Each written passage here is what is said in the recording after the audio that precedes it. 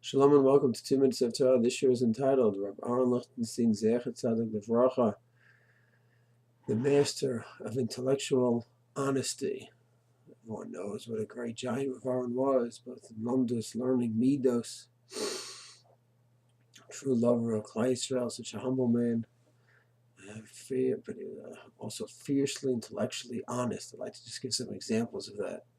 He would learn a sugya, learn a topic, and wherever the topic would lead him and his great insightful mind, that's where he would go with it. In all his humility, he'd be so courageous. A couple of examples. His position on being willing to give up land for peace, where he lived and he taught in Gush Etzion. May not have been a popular position among many of his colleagues and students, but that's what he understood, that if theoretically there was a partner for peace, the possibility exists of giving up land. And halachically he held there was a possibility, even though many in his circle certainly did not hold that way. Of course, he wasn't naive, and he said, depends on the Metzias. Recently he said there is no partner, but that the fact that he could learn the sugya and hold such a position despite his colleagues and his surroundings is another testimony to his intellectual honesty. His ideas on bitachon, for example, hishtadlut and bitachon. So everyone knows he was so proactive in terms of Dala Shomra, teaching people, his students, be involved in a parnasa and involved in the army and being active, not just waiting there around for Hashem to save us, Hashem Yazor, which became a very popular philosophy of the last recent history.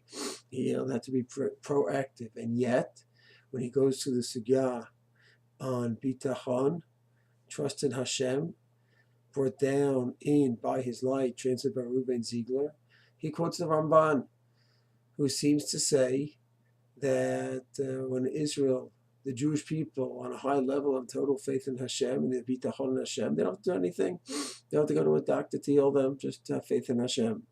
He quotes his wife's great-grandfather of Chaim Soloveitchik, who says, cannot be. The Ramban cannot have said such a thing. Some student must have put it in. Cannot be. You just go ahead and you daven to Hashem and you're not involved in your own healing. And Rav Aharon quotes the Ramban. Then he quotes his great-grandfather of Chaim, who says it cannot be. Someone else must have put it in. Rav Aharon says, I don't see any source. Do we see any manuscripts that was left out? And therefore I simply cannot accept Rav Chaim. And we must accept the Ramban as is.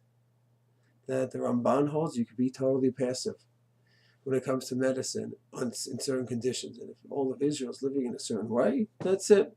Hashem Be'emet Hashem Yazor, and that's it. No need for a doctor.